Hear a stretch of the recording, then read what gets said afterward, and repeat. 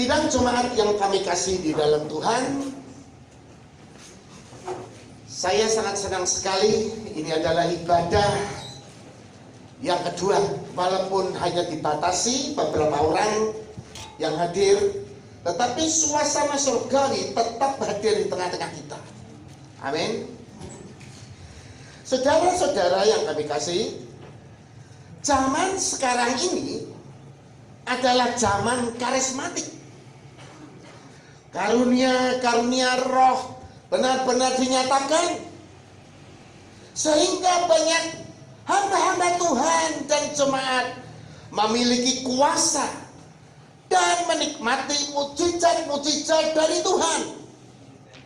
Sungguh luar biasa. Sehingga saudara, awas seperti ini.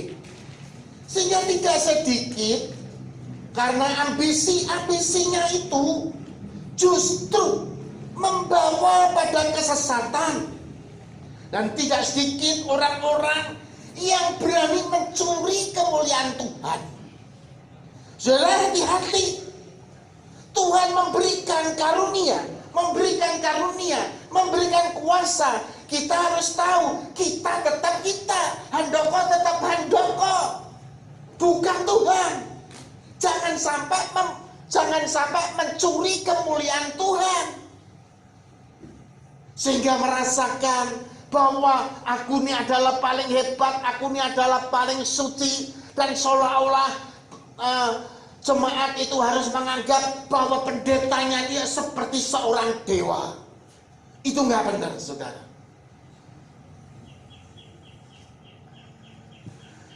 Kenapa seperti ini, saudara?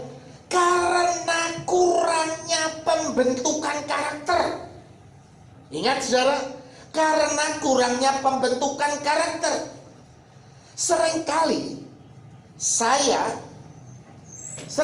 saya juga melihat orang-orang yang mengatasnamakan Tuhan, yang sebenarnya bukan dari Tuhan, dan mengatakan Tuhan berkata.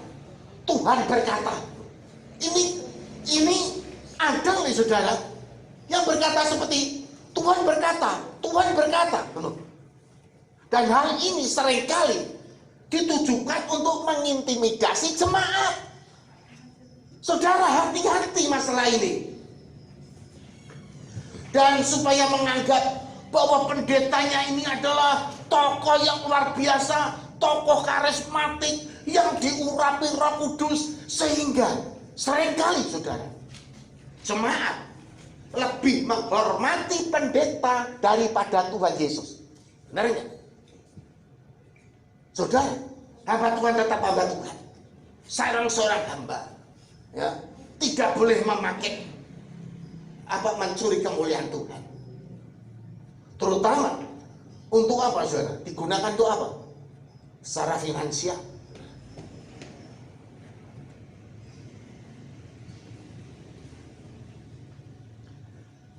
Saudara, dengan hal ini maka muncullah ajaran-ajaran yang aneh-aneh dengan tujuan menarik jemaat dari gereja lain. Inilah persaingan gereja. Saudara perhatikan, tujuannya apa? Menarik jemaat-jemaat lain. Perhatikan masalah ini.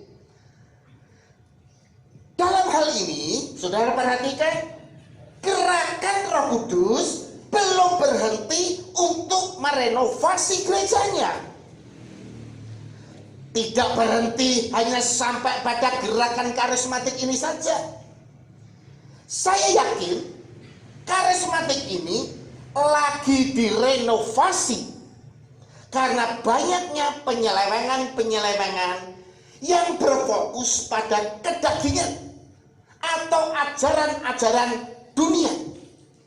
Saudara, jika ajaran-ajaran itu murni dari Tuhan, murni dari kitab Injil, tidak diselewengkan, tujuannya berfokus untuk kerajaan Allah, kira-kira gerejanya sepi atau banyak? Apa yang ramai?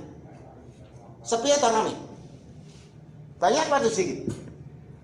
Gak disukai, saudara. Yang disukai jemaat itu apa? gereja yang bisa membawa berkat jasmani, gereja yang bisa membawa kemakmuran hidup. Ini yang disukai.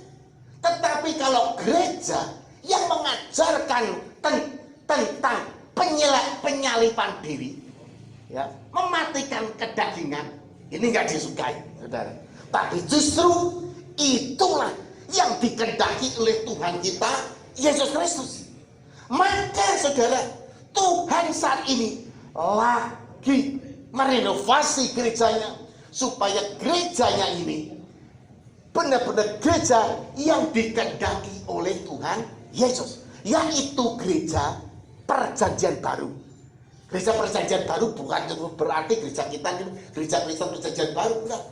Gereja yang menganut ajaran kita perjanjian baru, bukan berkat-berkat daging, bukan berkat-berkat daging, mukjizat-mukjizat, ya, bukan itu.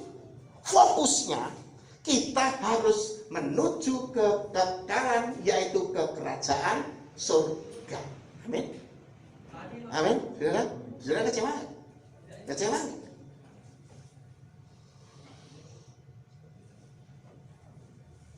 Saudara, saya lihat mulailah muncul ajaran-ajaran yang murni, yang berfokus pada kehidupan dalam kekudusan. Supaya apa? Ajaran kekudusan ini, saya ulangi. Saat ini mulai muncul ajaran-ajaran murni yang berfokus pada hidup dalam kekudusan, supaya kita ini bisa hidup segambar dengan Sang Pencipta atau seperti Tuhan Yesus sendiri, dan hidup tidak menuruti pola dunia ini lagi. Kalau dunia ini yang dikejar hanyalah materi saja,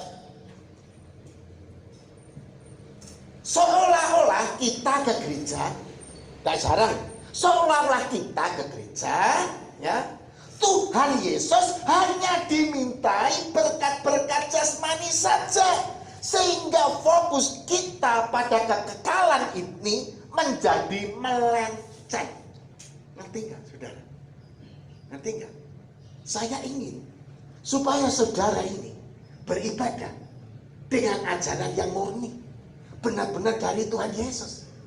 Dalam kitab perjanjian baru, saya lihat, ya, Tuhan Yesus tidak mengajarkan supaya kita ini menjadi apa? Kaya. Enggak. Justru ada orang kaya yang berkata sama Tuhan, Tuhan, bagaimana untuk mencapai kekekalan? Ya, Tuhan Yesus berkata, ya, jangan mencuri, jangan membunuh seperti hukum Taurat. Tuhan, semuanya sudah aku lakukan, Tuhan. Sudah aku lakukan semua. Hebat enggak? Hebat enggak? Hebat. Ya, Tuhan bilang, jualah hartamu dan ikutlah aku, engkau akan sempurna. Apa yang terjadi? Menangis. Tuhan Yesus katakan apa? Karena hartanya banyak. Harta itu bisa mengikat kita sehingga kita ini tidak bisa sampai pada kekekalan. Mungkin juga hartamu banyak, ini mengikat engkau sehingga pada waktu terjadi rapture, engkau terikat dengan harta itu sehingga engkau tidak ikut rapture. Ngeri nggak, saudara? Ngeri nggak? Sekarang ini banyak sekali gereja-gereja yang mengajarkan kemakmuran. Senang. Kaya nggak? Banyak. Ya. Kita tuh harus mengenal siapa Yesus Kristus itu. Kalau kita tidak mengenal secara pribadi Yesus itu siapa, visinya apa, ya, kita tidak akan sungguh-sungguh. Saya rindu sidang jemaat GKPB Terang Bangsa di tempat ini supaya benar-benar mengenal siapa tuh Yesus Kristus itu, sehingga engkau menjadi orang-orang yang setia kepadanya sampai kekekalan. Kita akan lihat di dalam Filipi 3 ayat 10. Filipi 3 ayat yang 10. Kita akan belajar ini.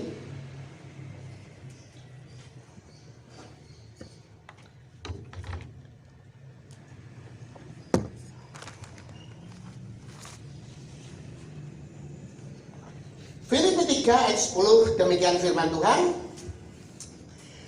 Yang ku kehendaki ialah apa? Mengenal dia. Dia siapa ini? Guru besar Tuhan Yesus. Dan kuasa kebangkitannya dan persekutuan dalam penderitaannya, di mana aku menjadi serupa dengan dia dalam kematiannya. Sidang jemaat, banyak anak-anak Tuhan ini yang sebenarnya belum mengenal Yesus dengan sebenarnya.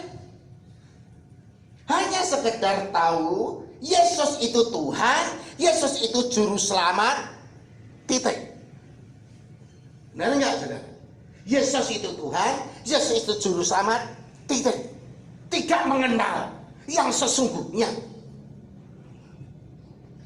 Kata mengenal, saudara, kata mengenal artinya adalah heart to heart. Heart to heart. Dari hati ke hati. Benar-benar segenap hati ini mengenal Yesus dengan segenap hati. Satu contoh, saudara. Satu contoh. Orang yang benar-benar mengenal saya dengan segenap hati. Siapa? Ya itu istri saya itu. Istri saya itu mengenal saya secara pribadi dari hati yang sesungguhnya. Siapa saya ini?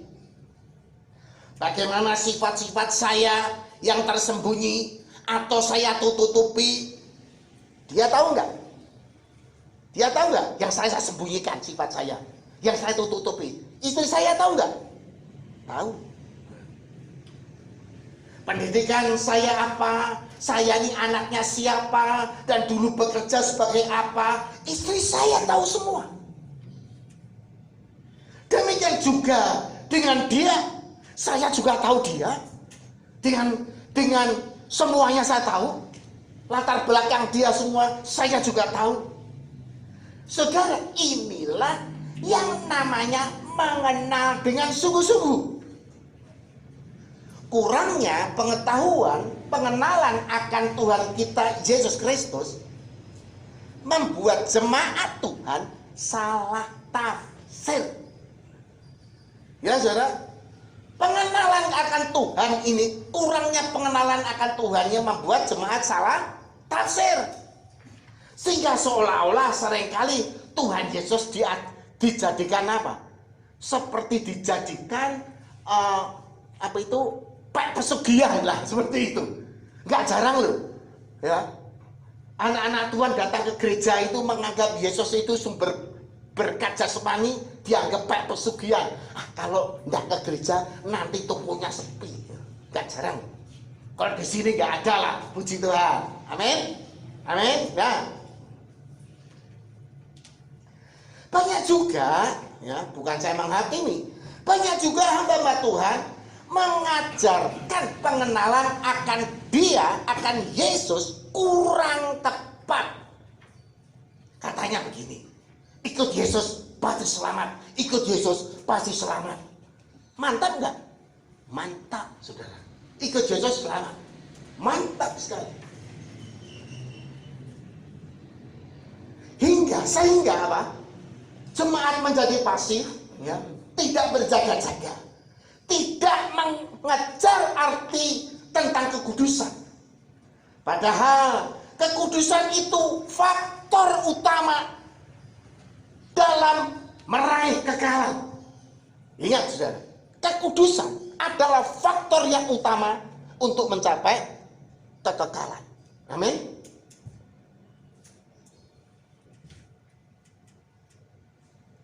Setelah saya menerima Yesus sebagai Tuhan dan Juru Selamat, ya, setelah kita menerima Yesus sebagai Tuhan dan Juru Selamat, bukan terus berhenti. Banyak orang berhenti kan, ya, pasif, ya, tindakan pasif. Sudah selamat kok, sudah selamat kok.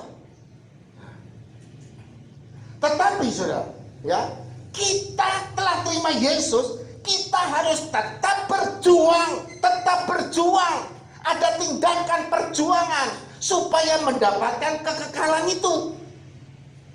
Amin. Saya berikan ilustrasi. Anak bungsu saya, Bobby, ya, anak bungsu saya, Bobby, Dia itu dulu mempunyai cita-cita kuliah di fakultas komputer. Cita-cita. Dan saya sebagai orang tuanya, saya mendukung. Walaupun untuk masuk juga dengan uang yang cukup banyak. Padahal zaman sekarang ini adalah zaman yang benar-benar sulit. Benar kan? Saudara? Benar kan? Saya dukung.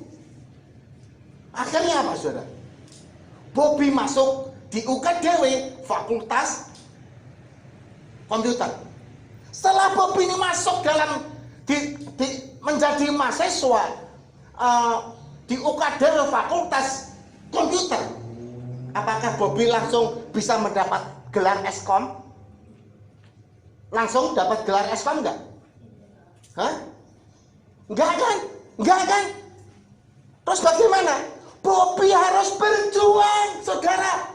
Untuk mendapatkan Eskom, Bobby harus berjuang 8 semester, 4 tahun, berjuang dengan sungguh-sungguh. Ini, dan saya sebagai ayahnya, saya harus tetap menyiapkan keuangan. Walaupun zaman sulit, saya tetap harus menyiapkan keuangan supaya mendukung anak bungsu saya bisa mencapai sarjana komputer. Akhirnya, saudara, Bobby berjuang dengan sungguh-sungguh. Bobby berjuang dengan sungguh-sungguh. 8 semester, 4 tahun dilalui dengan sungguh-sungguh. Kemarin, saudara, tanggal 12 September, Bobby diwisuda. Saat ini Bobby boleh memakai gelar Eskom. Bobby Yusuf Eskom, sarjana komputer. Demikian juga, saudara, dengan keselamatan ini. Setelah kita menerima Yesus, kita harus tetap berjuang terus sampai mendapatkan kekekalan itu. Tanpa perjuangan, kita bisa gagal total. Seandainya Bobby sudah masuk UKDW Fakultas Komputer, dan dia santai-santai pasif, kira-kira bisa lulus kan? Bisa lulus kan? Nggak bisa. Harus ada apa? Perjuangan. Engkau semua pengen masuk ke kekekalan nggak? Pengen. Harus ada perjuangan ya? Ajaran yang mengatakan ikut Yesus pasti selamat, ikut Yesus pasti selamat, ikut Yesus tidak akan dibuang. Itu ajaran sesat. Ngerti nggak, saudara? Berarti ya, saudara. Ya, kita lihat lagi Markus 16 ayat 16. Markus 16 ayat 16. Demikian firman Tuhan. Perhatikan, ya. Siapa yang percaya dan dibaptis, siapa yang percaya dan dibaptis, apa saudara? Akan diselamatkan. Akan itu sudah belum? Belum. Kalau Bobby ini kuliah di UKDW Fakultas Komputer, Bobby akan mendapat gelar Eskom. Begitu masuk, sudah dapat gelar belum? Belum. Harus apa? Berjuang. Bobby harus berjuang 8 semester, 4 tahun. Dia berjuang dengan sungguh-sungguh. Dan saya mensiapkan dana. Ya, saudara, ini ibaratnya satu ilustrasi, saudara. Tuhan mempersiapkan firman-Nya, dan engkau berjuang untuk menggenapi firman Tuhan sampai pada kekekalan. Dan kita nanti pasti akan berjumpa dalam kekekalan itu. Amin.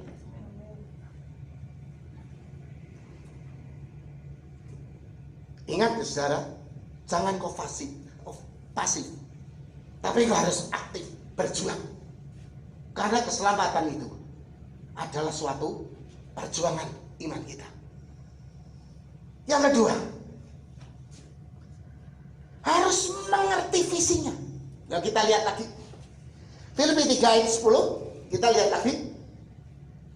Kita buka lagi Filipi 3 ayat 10. Ya, saya bacakan Filipi 3 ayat 10. Yang ku kehendaki ialah mengenal dia, yaitu mengenal dia. Dan ya, ini ya. Dan kuasa kebangkitannya dan persekutuan dalam penderitaannya, di mana aku menjadi serupa dengan dia, Yesus, dalam kematiannya. Saudara, ini dalam sekali ayat ini. Ya, kuasa kebangkitannya adalah kemenangan Yesus dalam mengalahkan maut. Nah, ngerti nggak? Ya, kuasa kebangkitannya adalah kemenangan Yesus dalam mengalahkan maut, dan itu semua diberikan kepada saudara dan saya. Amin. Harus ngerti. Ya, untuk mendapatkan itu juga harus berjuang, gak pasif. Dan persekutuan dalam penderitaannya, yang berarti rela menderita atas dunia ini, mengalahkan dunia ini, tidak keduniawian untuk mencapai kekekalan. Sebab persahabatan dengan dunia adalah apa? Musuh Allah. Persahabatan dengan dunia adalah apa? Musuh Allah.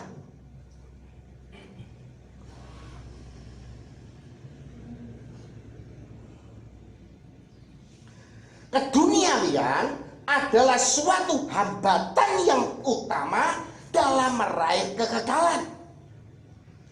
Tuhan berkata, jangan engkau mengasihi dunia ini dengan segala isinya. Kira-kira, saudara, kalau dikatakan seperti ini, jangan engkau mengasihi dunia ini dengan segala isinya, kira-kira orang miskin bisa enggak mengasihi dunia ini? Orang miskin bisa nggak? Bisa nggak? Bisa nggak orang miskin mengasihi dunia? Saya bilang bisa. Orang yang tujuannya hidupnya duit terus, ke gereja nggak usah. Cuma 40 orang yang boleh daftar, nggak usah daftar lah, nggak apa-apa. Lah ini, ya sudah miskin ibaratnya. Ya, saudara perhatikan, sudah ekonominya nggak menunjang, nanti besok gagal sampai kekekalan, repot enggak? Repot, jangan sampai seperti itu. Saya sadarkan Anda, jangan seperti itu. Tapi tetap aktif di dalam mengejar kekekalan. Saudara harus tahu, keselamatan bisa hilang enggak? Bisa enggak? Ada juga hamba Tuhan yang mengajarkan bahwa kekekalan itu, keselamatan itu tidak hilang. Tapi saya katakan, keselamatan itu bisa hilang. Nah, kita akan melihat, kita akan belajar. Yuk, Wahyu 3 ayat 16. Wahyu 3 ayat 16.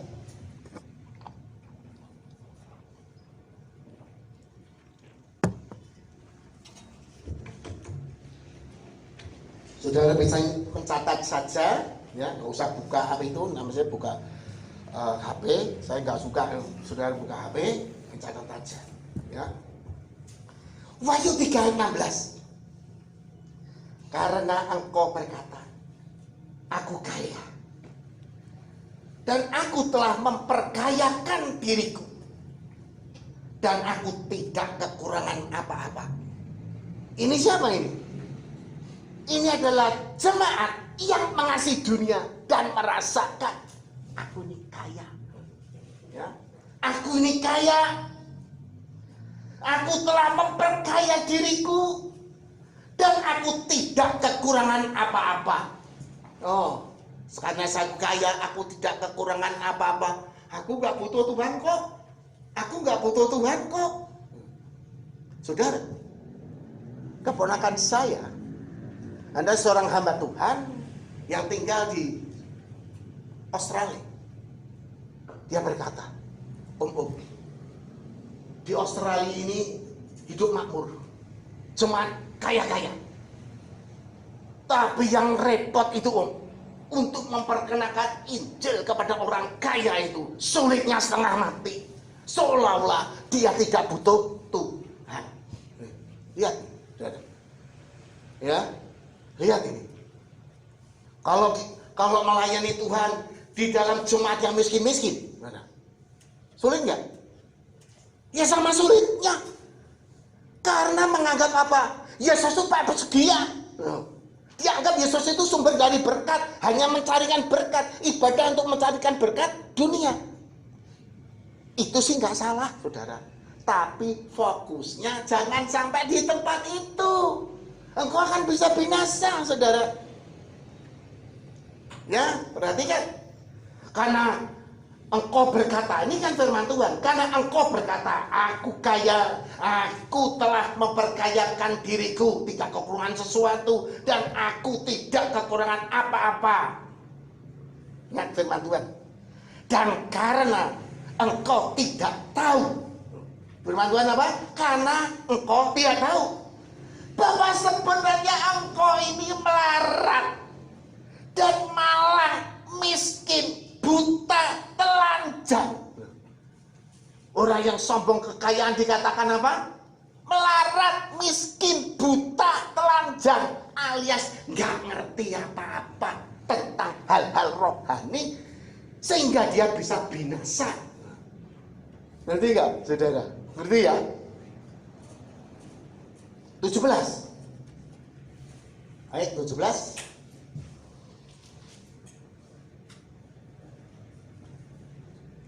Wahyu 3 ayat 17. Nah, 3 bawahnya 17.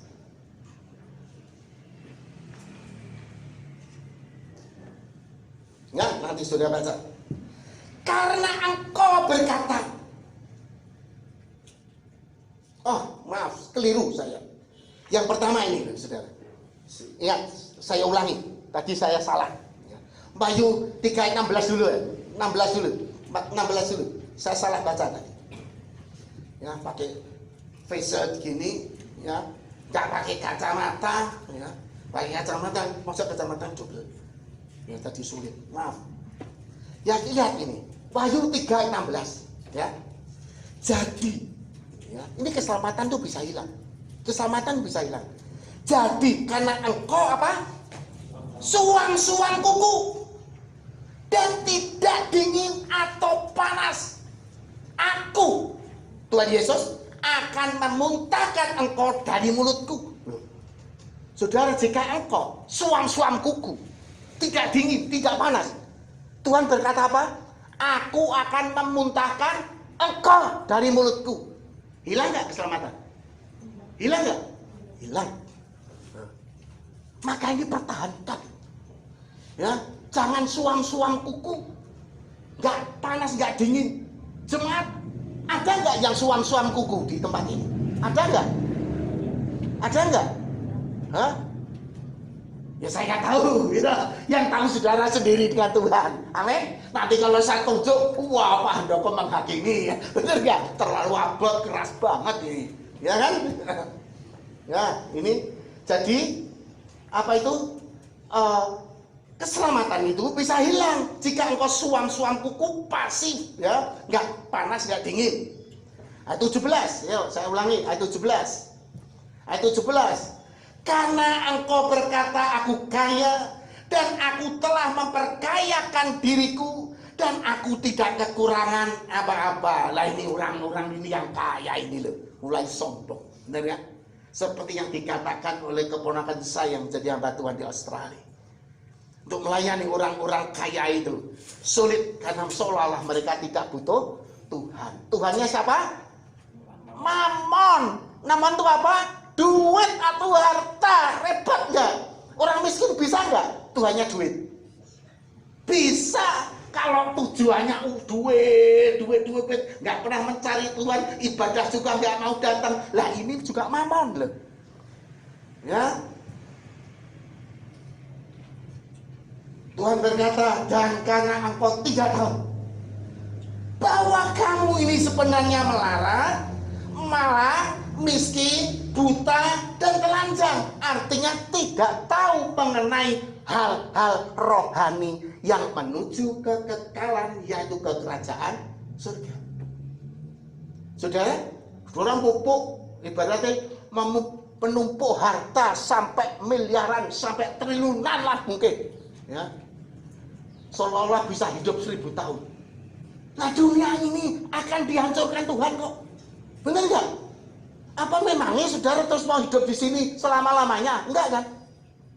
Justru kita ini harus menderita supaya apa? Supaya kita ini tidak mengasihi dunia, supaya kita nanti akan beremigrasi bersama-sama menuju ke kerajaan surga. Berita ini disampaikan dunia. Dunia mau terima enggak? Enggak mau. Tapi saya bersyukur. Anda mau? Ya, bersyukur. Kalau saudara mau terima ajaran seperti ini, 18. Ya, 18.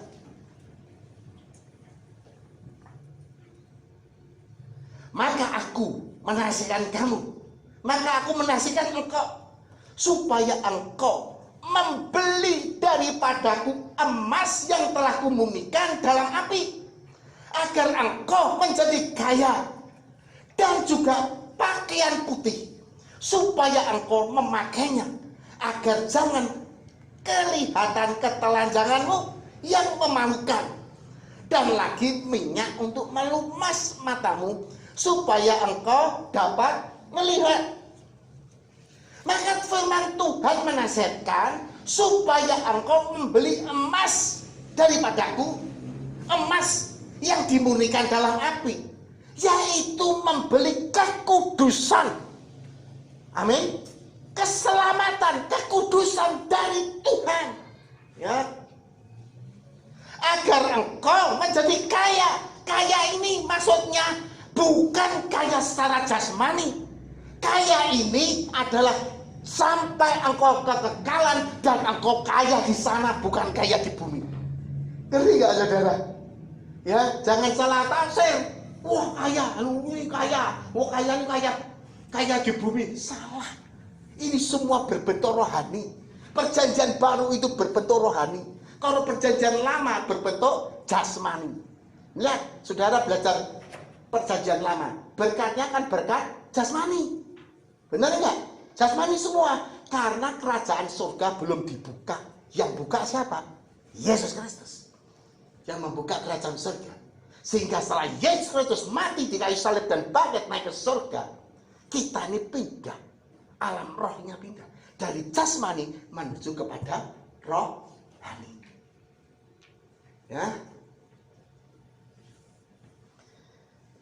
Di sini dikatakan juga, dan juga pakaian putih, supaya engkau memakainya, agar jangan kelihatan ketelanjanganmu yang memalukan, dan lagi minyak untuk melumas matamu, supaya engkau dapat melihat.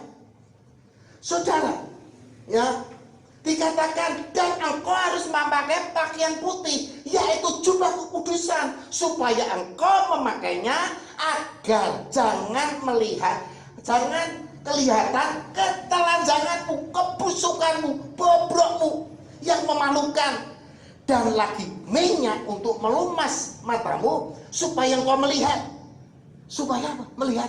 Matamu dilumasi, supaya engkau yang kamu lihat itu bukan tentang hal-hal duniawi saja, supaya matamu, mata rohanimu bisa melihat hal-hal yang rohani yang kekal itu.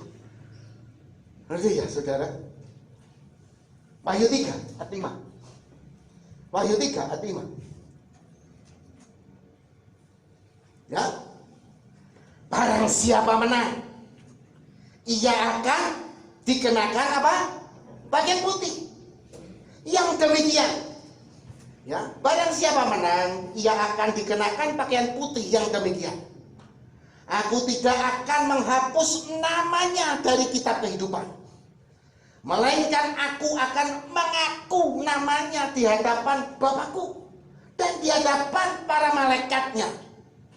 Saudara perhatikan, barang siapa menang, ia akan dikenakan pakaian putih yang demikian. Aku, Yesus, tidak akan menghapus namanya dari kitab kehidupan. Aku tidak akan menghapus namanya dari kitab kehidupan. Kalau aku tidak akan menghapus, ada yang dihapus enggak? Ada enggak? Ada. Yaitu orang yang tidak memelihara kekudusan Allah, bisa namamu yang sudah tercatat dihapus dari kitab kehidupan. Jika namamu itu dihapus dari kitab kehidupan, engkau di mana nanti? Engkau di mana? Dibuang sama Tuhan. Ya, dibuang sama Tuhan. Jika Anda tahu arti keselamatan, pastilah Anda akan setia dengan Tuhan Yesus. Bagaimana saudara bisa mempertahankan semuanya itu? Atau keselamatanmu itu? Bagaimana? Supaya bisa mempertahankan. Bagaimana? Saya katakan, engkau bisa mempertahankan, ya, jika engkau masuk dalam pelayanan. Jika engkau masuk dalam pelayanan, maka seolah-olah kita ini kan menjadi contoh kan? Benar kan? Kita mau melenceng ke kanan, melenceng ke kiri, dilihat orang, dikatakan munafik, malu nggak? Malu. Dan lagi apa? Supaya kita punya rasa tanggung jawab dan komitmen dengan Yesus. Dan mau terus berjuang sampai masuk ke dalam kekekalan. Untuk mempertahankan itu semua, kita butuh apa? Masuk dalam kekekalan, masuk dalam pelayanan. Amin. Saya himbau saudara-saudara semua masuk di dalam pelayanan. Masuk dalam pelayanan itu bukan khusus menguntungkan saya, tapi menyenangkan hati Tuhan. Jika engkau menyenangkan hati Tuhan, ya, Tuhan pasti akan menyenangkan hatimu. Amin. Menyenangkan kau juga. Amin. Amin. Ya, khotbah hari ini ya sangat keras, tetapi biarlah memberkati saudara semua. Amin.